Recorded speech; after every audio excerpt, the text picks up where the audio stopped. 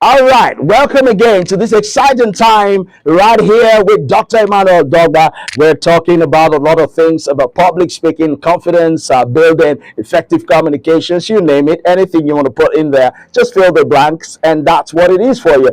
Today, I want to talk to you about three vocal hacks. Okay, I want to teach you something interesting. It's a vocal hack that I use, and I have seen how it works excellently. Every time I have the opportunity to teach or to coach my clients, I talk to them and I tell them, sometimes you might just be bothered and wonder, how do I get these things done? How do I speak confidently? What are the things I need to do? And I said to them, oh yeah, there are three vocal hacks that I use often, and it works for me. And I've been teaching a couple people how to use these vocal hacks, and it is a powerful vocal hack that I use. These vocal hacks have changed the game for me in public speaking. It has changed the game for my clients in public speaking, and it will change the game for you in this business. So, what are the vocal hacks? Oh, but hold on. I think we're rushing things. Before I get into the vocal hacks, I'd like to tell you a quick story. Now, this is it. Some times ago, some friend of mine, two friends of mine, they tried to get into the speaking game, and they just spoke at the normal pace and tone that they usually would. And each time they came back, they gave me a feedback to say, people give them this feedback that it's like they're rushing their speech, they're trying to catch up with time, or they're not relaxed, the tempo is high. And I asked them, what's your take? What do you think? And they said, well, you are the expert. Tell us what to do. And the second person complained that they said he was too loud. Okay. He spoke too loud. And I said to him, you know what's going on with you? You speak too loud. You rush when you speak. Both of you have different troubles or different situations. For the first guy that speaks too loud, you're dealing with tone. The second guy, you speak too fast, you're dealing with tempo. And some third guy came in along, one of their friends, mutual friend, guy kinda told me that he had the problem of what we call filler words. He uses filler words a lot, like you see, and I said to him, that ain't a problem. I asked him a simple question: where do you see your filler words come to play? He said when he's speaking in between sentences or in between some words, he would say, like I try to tell people that, I said, okay, so three of you have three different problems. For you, the first guy, you have the tone issue. The second guy is struggling with your tempo. And the third person, you have what we call the tongue issue. And I'm going to teach you how to handle all of it. So I sat three of them down and I gave them the 3T hack. And that's what I want to share with you. I'm giving it all to you directly right now in this video. The first guy, I said to him, but all of you need to listen because you can also benefit from it. Each of you. It might just happen to any one of you at any point in time. So learn from each other. And they sat down. We had a session together. And they paid for 2 sessions. And I started out with telling them the simple things, the 3T hacks. That's exactly what I'm giving to you right now in this video. So pick your journal, pick your pen, and write down these 3T. The first is tone. The second is tempo. The third is tongue. I'll repeat those words again. 3T hack. The first is tone. The second is tempo. The third is tongue. Now let me explain. For tone, what we're actually talking about is the sound, the frequency, or the heightened sound or volume of your voice. I'll give an example. You walk into a room and you say, good morning, good morning. That's tone, tonality. Good morning. Now, listen to this again. You walk into a room and say, good morning, good morning, good morning, everyone, good morning. The person that says good morning will sound excited, but it doesn't have a command. It doesn't have authority. The voice that he uses is kind of like childish, kind of like playful, kind of like not too serious, but too loud. And so when you want to speak, try to tone your voice down. So say something like, good morning. It shows that you have control, you have authority, you have command. That is what good morning does for you. As against, good morning. You get what I'm saying? I'm sure in your neighborhood when neighbors greet, neighbor, good morning, oh, good morning, as against good morning. Check. Listen to the difference between when you greet your neighbor at home and when you greet your boss in the office or two colleagues, senior management staff are greeting each other, you would find professionalism in the second option. They're like, oh, good morning, how you doing? Good morning. That is tone. It works when you speak. Use the controlled, mature, and authority tone. Good morning. Right? Did you get that? Try it out. Pause the video right now and try the two. I just want to get your feedback in the comment below. Right? Okay, great. Now let's move on to the next. The second is tempo. Now, tempo has to do with speed. It has to do with how fast you go when you speak. There are people who, when speaking, you find them say things like the rushing. They say, hello, good morning, everyone. I'm here to present to you my thoughts on the things we've been doing. We carried out a research, and in the research, we found out that there are certain things that actually impact on our growth and our hormones and how we end up in life. These things have been discovered in the course of our research, and I'd like to share them with you. Number one, and the guy just is flowing like what I call a run-on line in literature, that is in poetry. They call it run on line. You're just running and rushing. Now, that's the first one. The second is watch me do this. I said, good morning, ladies and gentlemen.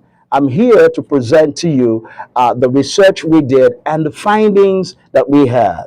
In the course of our research, we discovered that there are things that happen in our lives that affect our lives, affect how we grow, and affect everything about us.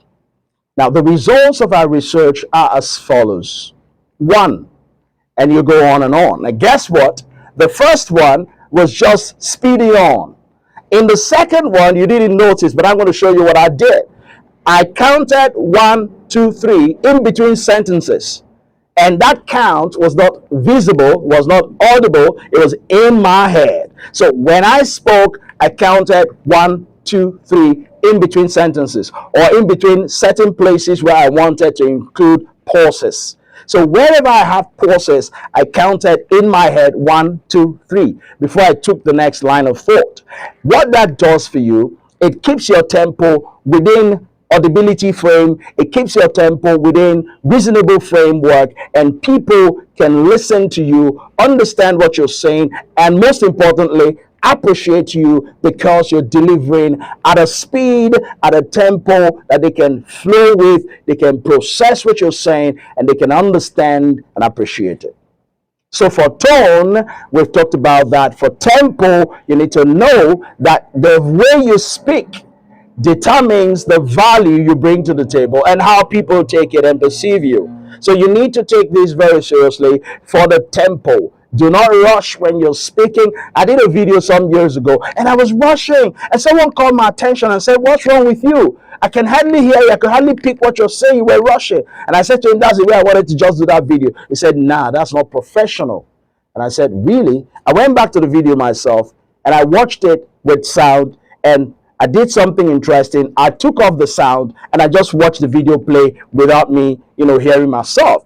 And my lips were just, I was like, my God, this is bad. You know what I did? I took down the video because it wasn't good. And from that point on, I began to study on how the tempo can affect your output and your presentation.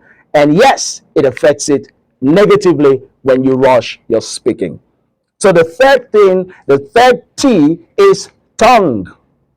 Oh, somebody asked me, what has tongue got to do? Oh, yeah, your tongue is the most important element or tool in speaking. That is the seat of speaking. Hey, that's it, your tongue. This helps you to avoid filler words. What do we call filler words? Filler words are words that come in between sentences or in between words that you want to take a break between. So you see yourself saying something like, when you try to understand what I'm saying there, you see that you see those things I did.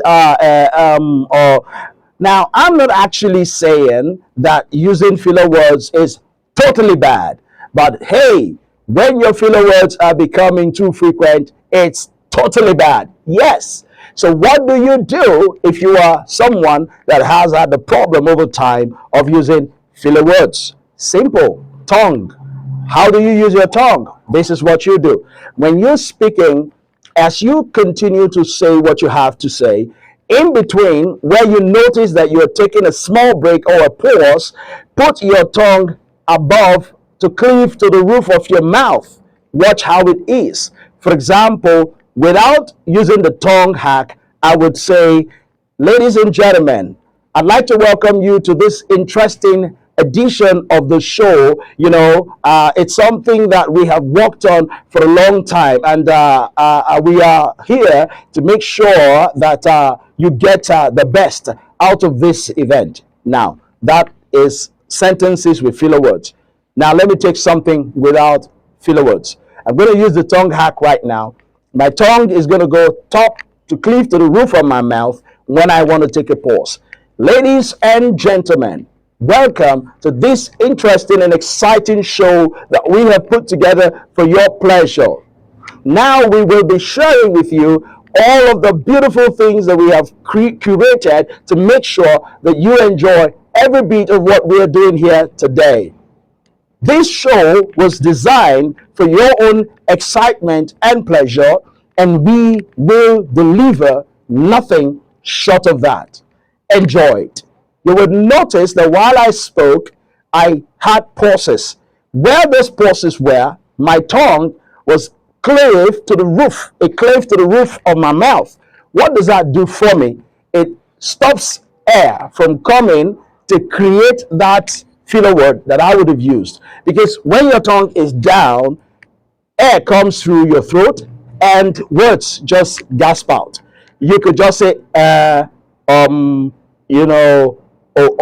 right, you think, I think. But when you do, your tongue is cleaving to the roof of your mouth. That can't happen. It's impossible for any word to come through your mouth when you are like, it's impossible to speak. That's the key. When you put your tongue to the roof of your mouth, you can't say any other word. Now you have to be intentional about it. For a time, you got to do that hack. Before you know it, filler words will disappear from your speaking. Now, if these three hacks that I've shared with you, the tone, the tempo, and the tongue, have been anything that you can see and utilize, I'd like you to go try these hacks and send me a DM. But don't forget to like this video, to subscribe to this channel if you haven't, and click the notification bell so that you'll be the first to be notified when I post a new, exciting, and educational video. This is your coach, Dr. Emmanuel Dogba. Enjoy every bit of the videos that will be coming your way subsequently. And please don't forget, subscribe. Yeah? Click the notification bell and you'll be getting very interesting and exciting videos. You can also share, please. Let's do this. And you will enjoy every moment that I have to provide value on this channel.